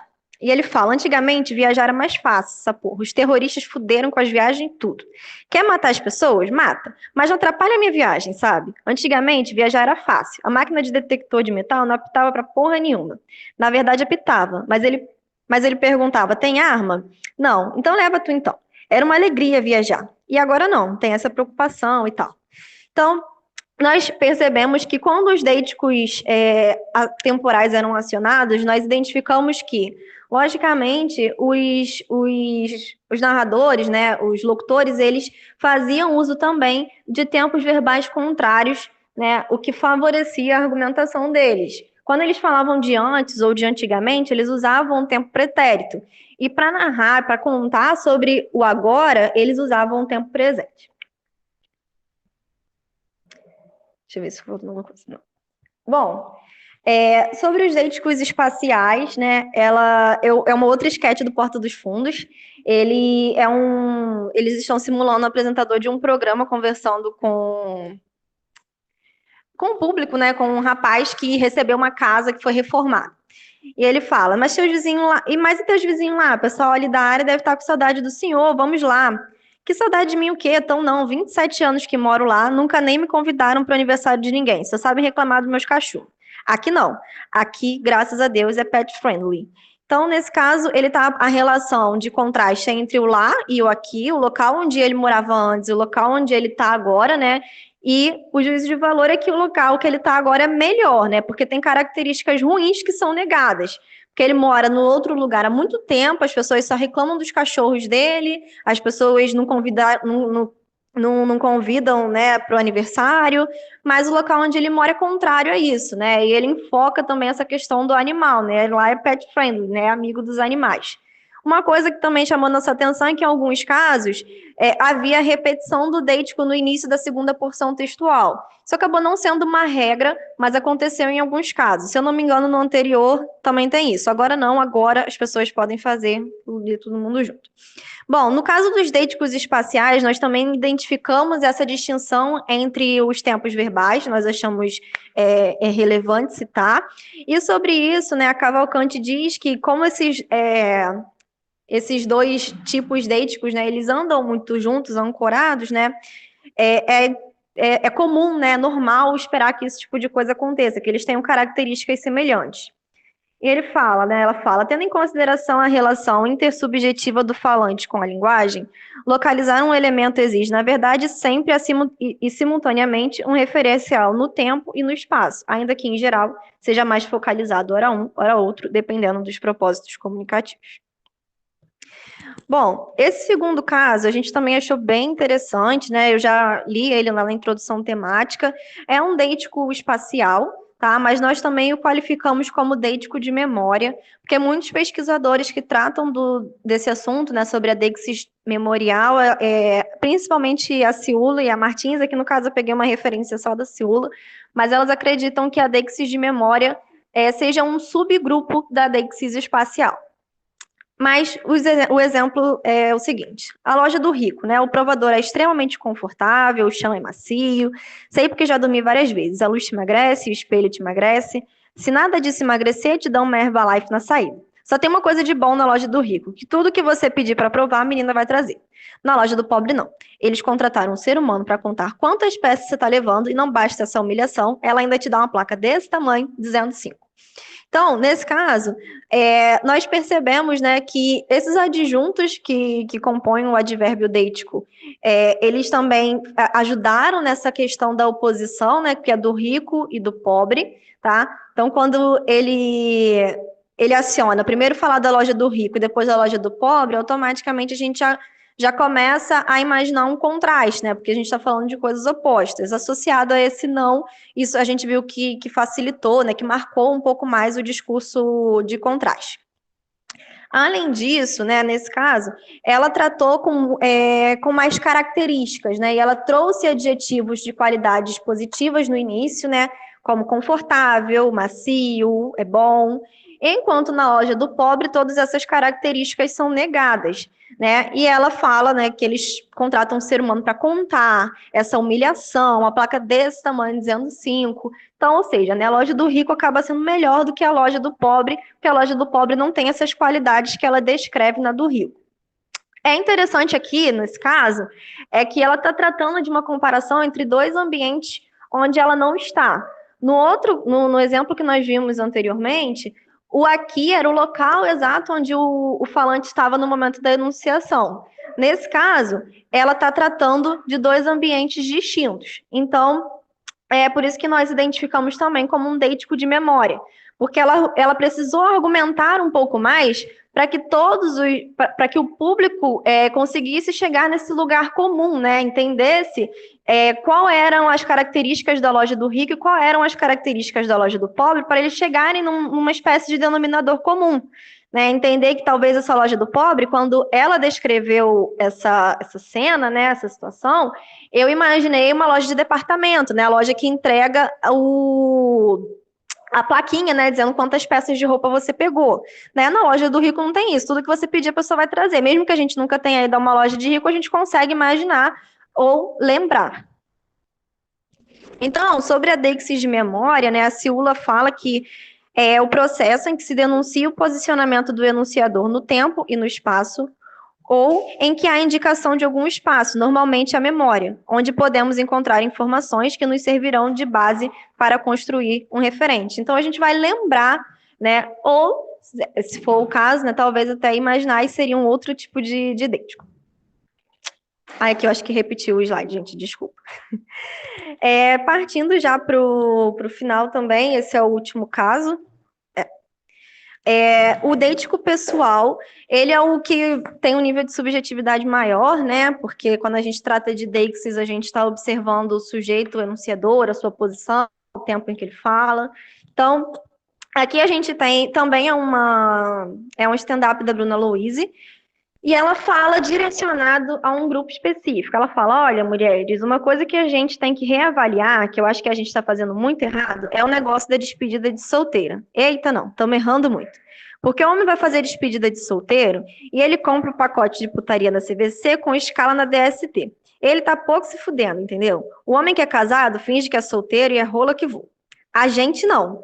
Porque o que é a despedida de solteira? É a noiva, é a união da noiva, das amigas que são casadas, que, oh meu Deus, só queria ir no italianinho comendo espaguete. Das amigas solteiras que realmente querem festa. Então você não chega num lugar comum, é uma festa esquisita pra caralho, é verdade.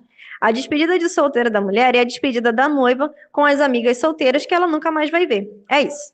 Então, aqui nós identificamos que ela fez uma asserção, né?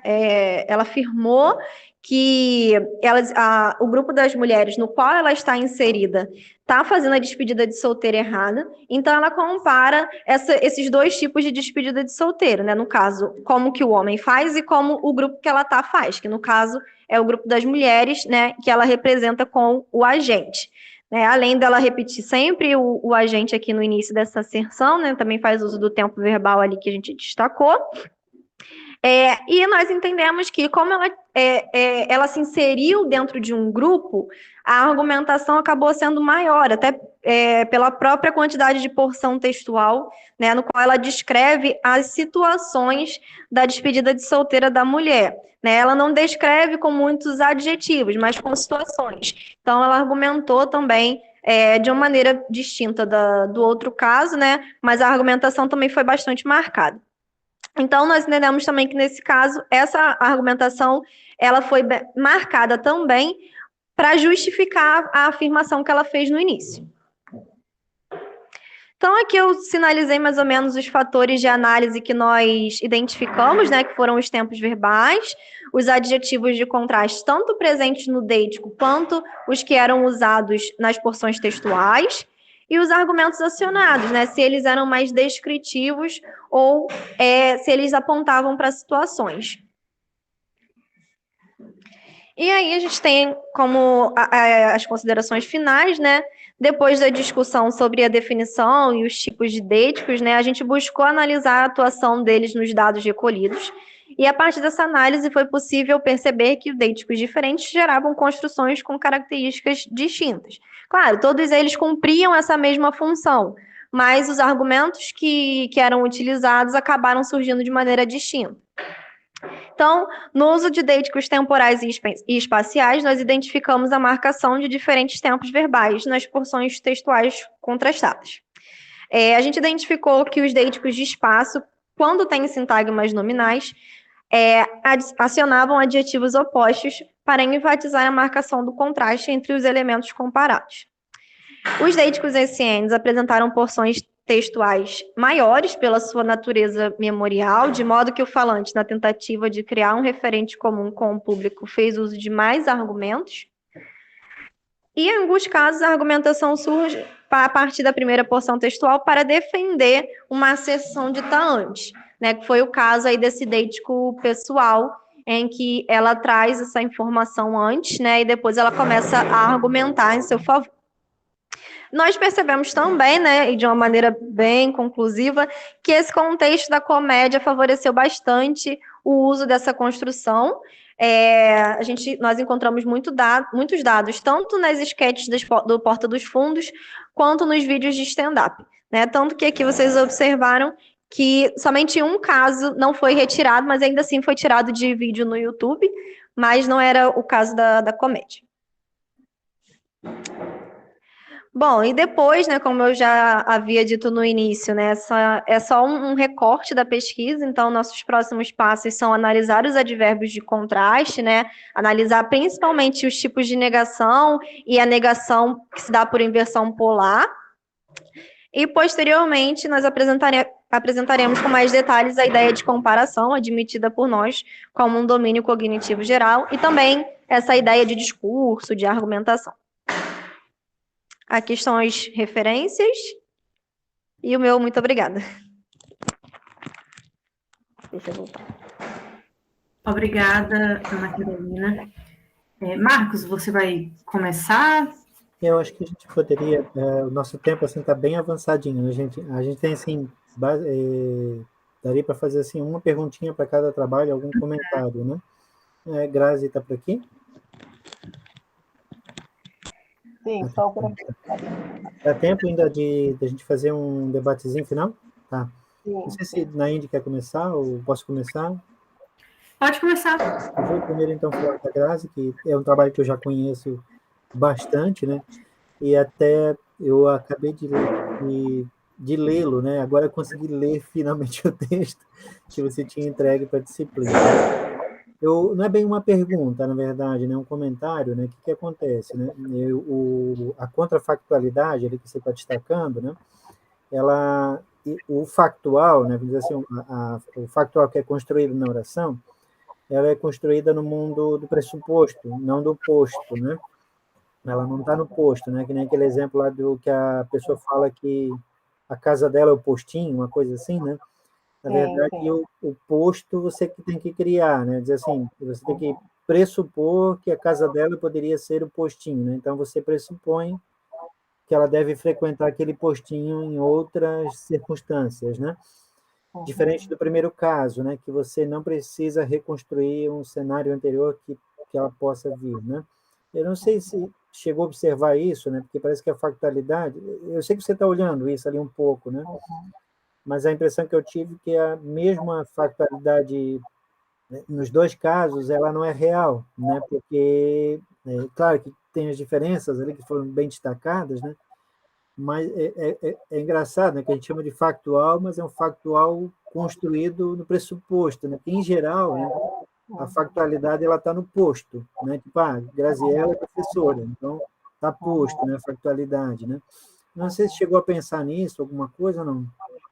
Sim, me entendeu, né? Sim, dois pontos, né? Um é que aquele construa realmente é uma construção subjetiva daquele conceptualizador, daquele visualizador, sim. Né? E o outro ponto é a definição de factualidade, né? Talvez eu tenha que trazer isso da dissertação de 2003, porque factualidade é aquilo que é considerado como factual real, do jeito. Não necessariamente que é uma verdade estabelecida por um grupo, realmente. Porque eu dou muita aula de semântica, né? Aqui na faculdade, né? Eu trabalho com essas questões, né? Porque tem o conceito de do posto verdadeiro e posto não verdadeiro. Então, por exemplo, eu posso dizer, na Indy voa, né? Isso é factual, mas não é verdade, né? Ela não voa, né? Na Índia é professora, não, agora eu tenho algo que é fato e é verdadeiro ao mesmo tempo, né? E a semântica trabalha com essa ideia, né, de fato verdadeiro, né, do factual verdade, factual não negado, né? Um pouco até complexo de entender isso, né? Mas eu acho assim, acho que é algo que pode ser explorado, não sei. E olhando ali a definição da Neves, quando ela chama ali de eventual, né, me parece que ela está falando um pouco disso, né? A impressão que eu tive. Não, eu não li o trabalho dela, né? Eu tive essa impressão, que ela prefere não chamar de factual, não sei se tu reparou, né? Ela dá um outro nome, né? Ela chama de factual eventual, factual alguma coisa, se não me engano. Eventual é hipotético, né? Hipotético, né? É Porque você tem que hipotético. Na criar Neves é o hipotético. hipotético, né? Você tem que criar um mundo que é uma hipótese, né? Bem interessante no trabalho, né? Mas vou ficar atenta, professor, vou refinar. Não, estou aqui pensando alto também, né? Não é bem uma pergunta, né? Obrigada. Parabéns, Graziela, pelo trabalho, Ana Carolina também. Como a gente tem poucas perguntas, né, o Marcos já acabou comentando o trabalho da Graziela, eu queria falar, Marcos, um pouquinho sobre os trabalhos que você apresentou, então vou acabar meio que falando dos dois juntos, assim. Claro. Me lembrou bastante a disciplina da professora Leonor Werneck, que eu fiz no doutorado na UFRJ, né, ela trabalha bastante referenciação. Né? Isso, eu me lembrei bastante, a gente já chegou a conversar sobre isso, se eu não me engano, quando eu estava fazendo as disciplinas. Eu fiquei em dúvida, o além de entraria nessa lista? Por exemplo, além do comentado, por exemplo, entraria. Pois é, né? Aí, assim, existe uma discussão, algumas pessoas vão dizer que ele poderia ser um elemento, sei lá, aditivo, né? Alguma coisa nesse sentido, né? Poderia pensar nessa forma até pelo fato de ser uma preposição, então ela poderia estar na Indy, não sei o quê, além disso, o Marcos comentou, por exemplo, né? Então, veja que nesse caso eu não tenho uma retomada de um referente anterior, eu tenho só uma soma de uma informação, né? Eu pensei muito por causa, eu poderia falar, além dessa realidade, então esse elemento que preenche esse slot aí, né, que se reúne, que vem depois da preposição, além disso, isso está retomando de alguma forma Sim, alguma coisa, a COR, ela faz uma diferenciação entre os pronomes, né, que é esse primeiro caso que você citou, né, que é do além disso, né, esses são bem assim, claros, né, que eles têm um apontamento, né, assim, bem claros, né, que você, mesmo que o referente não esteja ali, você está apontando para alguma coisa, né, que não necessariamente o referente precisa estar no texto, você pode até apontar para fora do texto, né, também, né. Por exemplo, eu posso ler uma notícia e dizer para minha esposa, além do que está passando aí na TV, além disso, não sei o quê. Ela tem que entender que eu estou falando da TV, né, por exemplo. Mas o encapsulamento, em geral, para acontecer tópico discursivo, tem que ser com SN, na maioria. Assim, pelo menos a impressão que eu tenho, que é o desse caso, como é que é o segundo exemplo que você deu, além... dessa realidade, né? Dessa realidade, por exemplo, a realidade é um sintagma nominal abstrato, assim como o cenário, contexto, né?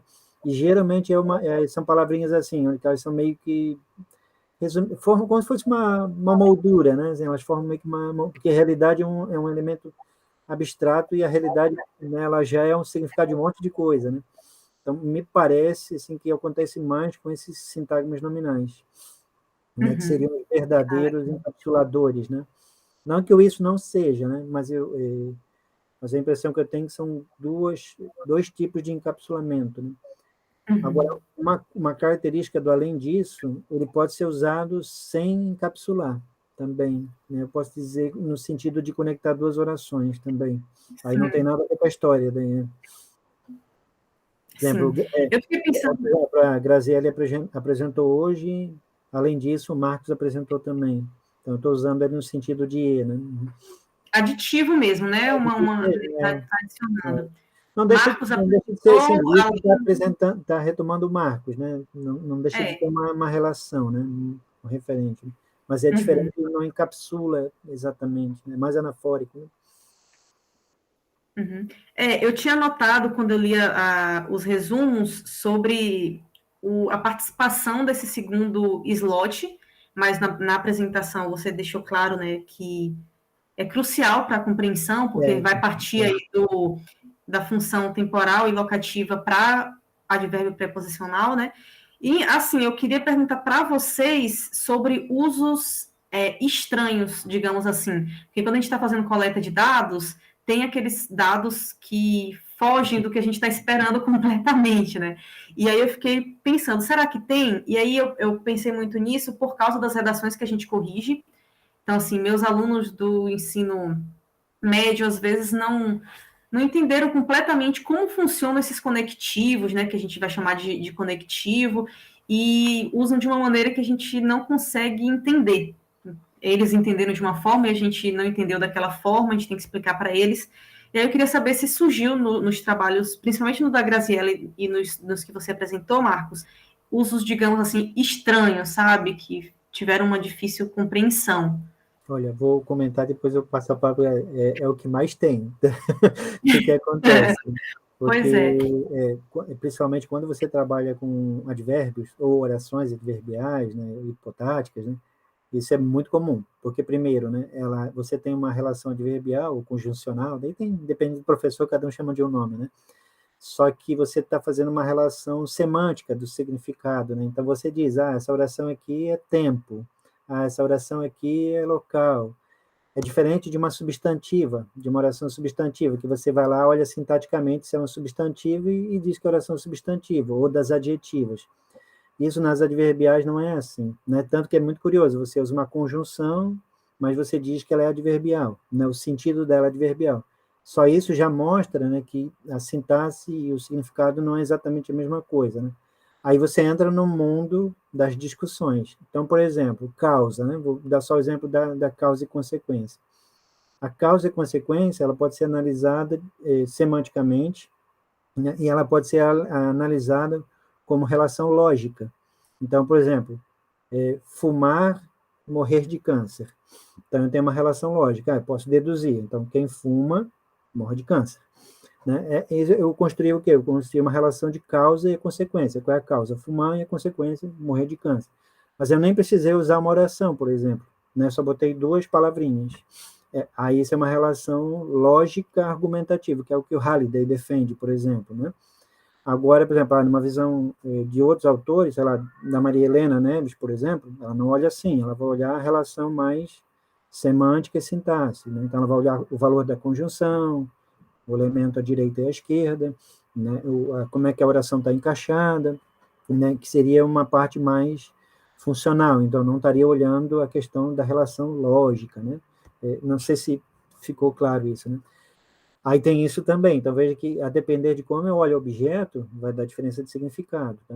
Agora, uma coisa que eu sempre falo, os significados ambíguos, né, vamos dizer assim, né, eles, na verdade, só provam a abordagem funcionalista, né, porque se você está encaixando muitos seus dados muito certinhos, você não está fazendo funcionalismo, né? Porque assim, tudo que é muito corretinho é gramática tradicional, né? A gramática tradicional que apresenta fatores bem sistemáticos, né? Nada pode sair daquilo, né?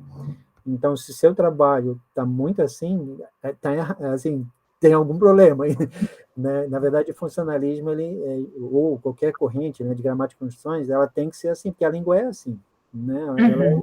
A língua é um objeto subjetivo, por natureza, né? Ela não é objetiva, né? A gente trabalha com linguística que é objetiva, mas a língua em si, ela é sempre subjetiva, né? Então, por exemplo, a Grazi apresentou do Lang, né, da questão da objetividade e subjetividade. Eu não sei se vocês repararam que quando ela foi falar disso, ela teve que explicar o que era objetividade e subjetividade. Por quê? Porque quando ela está dizendo objetividade, ela tem que dizer, olha, não estou dizendo que a frase tem que ser objetiva.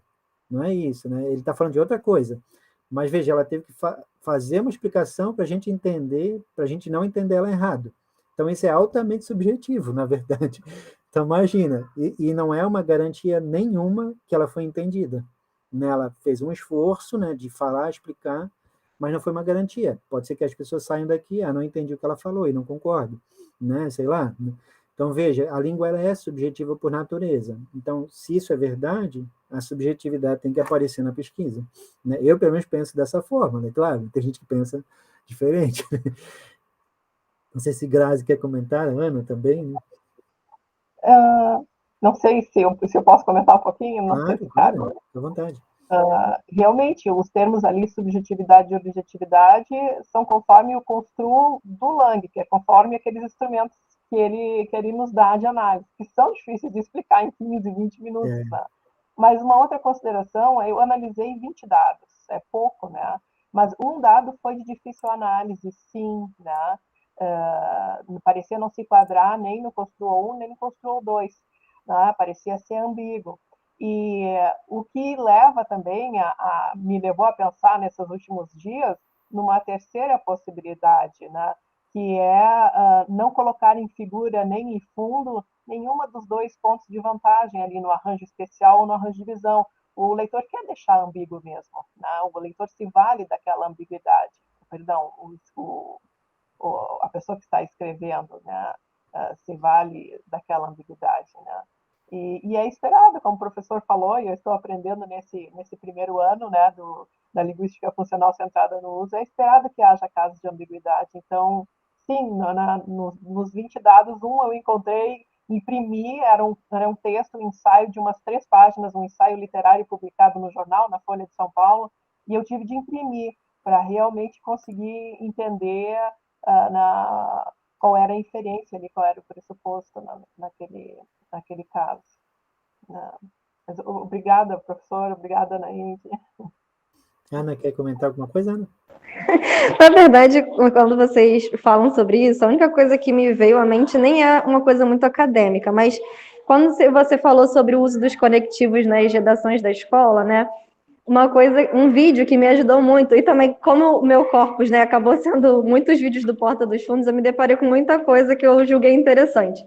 Tem um vídeo, eu não me lembro agora o nome, mas ele se chama, acho que, Problemas Linguísticos, é alguma coisa assim. E aí ele mostra, um cara entrevistando 2 pessoas, e uma das pessoas não sabe usar conectivos.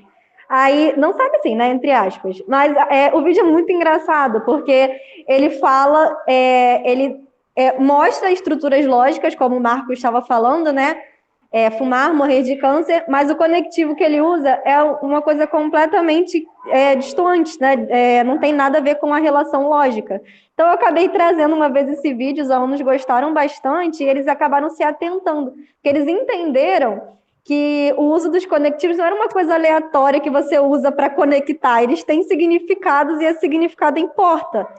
Então, eu lembro até de uma frase no vídeo que ele falava, apesar que ele começava a falar assim, ele usava os conectivos aleatoriamente.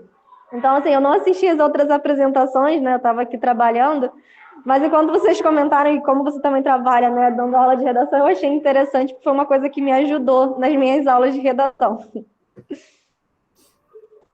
Eu quero dar mais um exemplo, até estava discutindo com o Diogo, né, na semana passada, do verbo possuir, por exemplo, em português, né?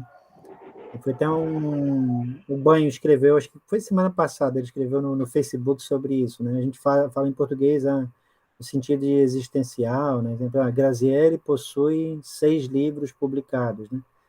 Quase todo mundo não vê erro nessa frase. Né, e aparece direto, né? Só que o verbo possuir em português ele tem o sentido de ser possuído pelo diabo, né? Então significa que o livro possuiu a Graziele, né? Então ela está possuída pelo livro.